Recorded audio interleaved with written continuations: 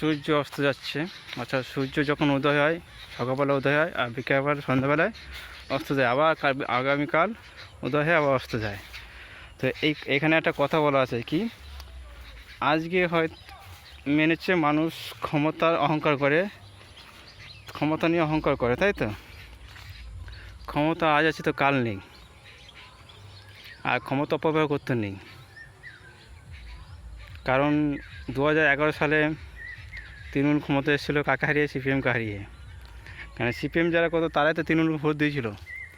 আর আজকে 2026 সাল সেই তৃণমূলকে হারিয়ে বিজেপি ক্ষমতা আসলো। বিজেপি এত ভোট পেলে কোথায়? নিশ্চয়ই তৃণমূল যারা কত তারাই ভোট দিয়েছে। তো আগামীকাল বিজেপি যদি তার ক্ষমতা অপব্যবহার করে কিংবা ঠিক মতন কাজ না করে বা ক্ষমতার দম্ভ দেখায়, অহংকার করে, তাই বিজেপিরও পতন হতে পারে বাংলায়। আর কিছু বলার নেই, এবার বুঝুন, যা বলা বুঝে নিও।